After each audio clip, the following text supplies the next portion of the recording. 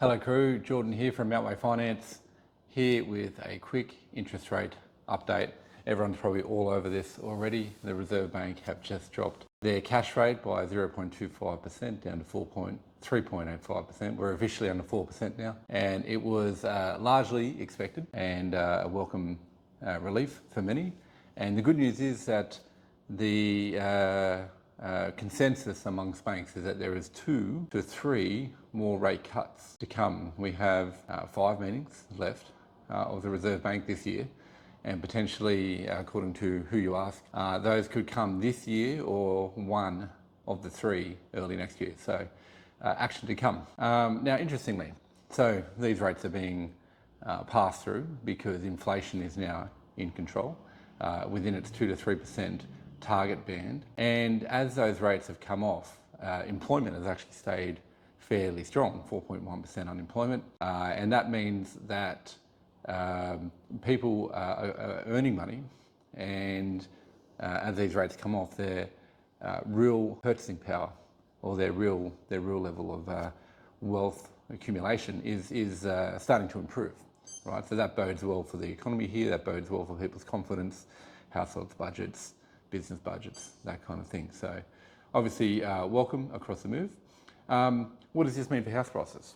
Okay, lower interest rates means, you know, your loans cost less, maybe people are willing to borrow more. And we still have this situation in the country, most parts of the country, where as a result of unprecedented levels of immigration, there's just simply more demand than there is supply. And whilst there has been quite a number of initiatives at federal and state and sometimes local level to correct or fill that gap between demand and supply, it takes time, and there's not necessarily enough workers to build these houses, enough trades, enough materials to get in and actually put the houses together all at once. So that situation of lagging supply is going to be around for some time, even though the rate of immigration has been pared back somewhat from a couple of years ago. We still have that overhang. So that's going to be good for house prices with the interest rate pressure coming off also.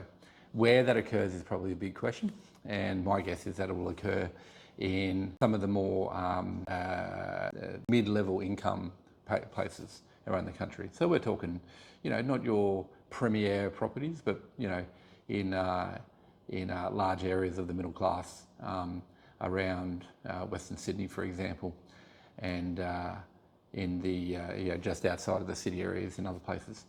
But good for house prices. Probably worth talking about some of the comments the Reserve Bank have made about future uncertain. They always put their little caveats in there. They don't know necessarily what's going to happen by the time they meet next, based on the data that comes out in the news cycle. So they put these little caveats in there just to warn that, you know, this is not necessarily a policy of reducing rates going forward.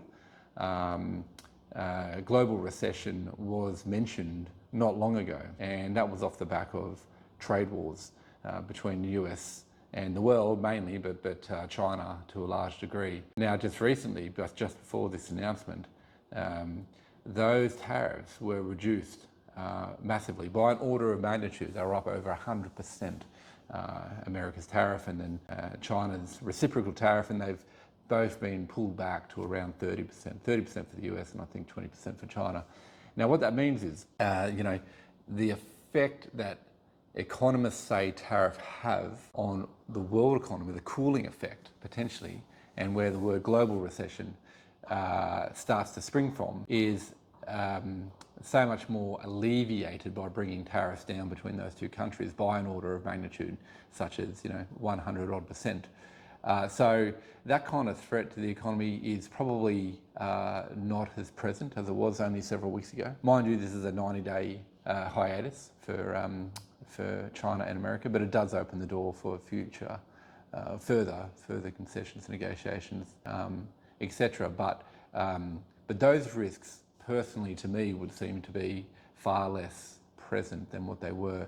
Certainly, we're not looking at some possibility where there might be a surprise announcement of massive tariffs across the board. That's already occurred, and then it's already been wound back in several instances. So it seems unlikely that the strategy of that Trump administration would be to go back to that sort of like, knee-jerk response that really did cause jitters across many economies around the world.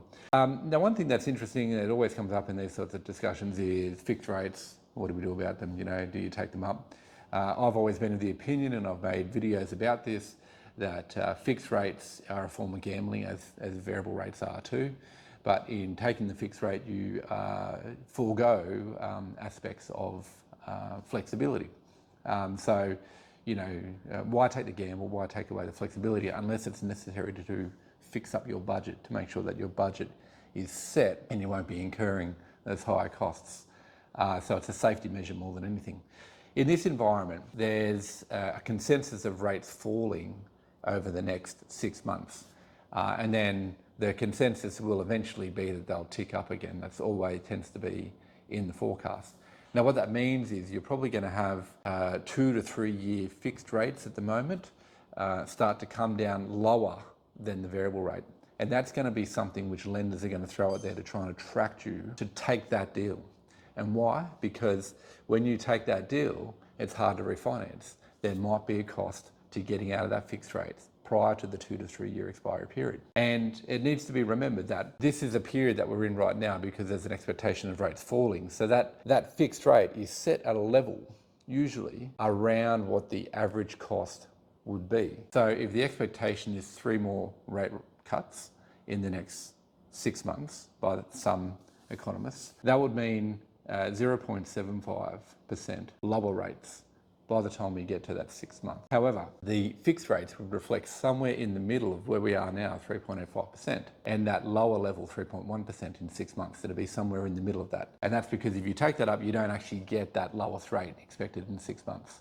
And you may indeed be stuck on that as the rates continue to fall. So fixed rates aren't always a dead set, even if you see something now which is lower than the variable rate. So just be aware of that.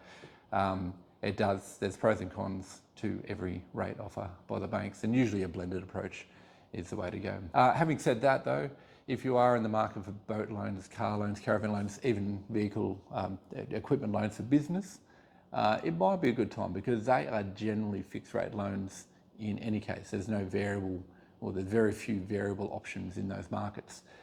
So when you've got the market expecting rate cuts in future, you've got your fixed rates on those type of loans also coming down, therefore being a good time to get into those loans. So we all eagerly await the next announcement. It's in July. I'm sure everyone's happy to hear this announcement. Good luck with your loans, and feel free to reach out if you want any more commentary or advice. Cheers.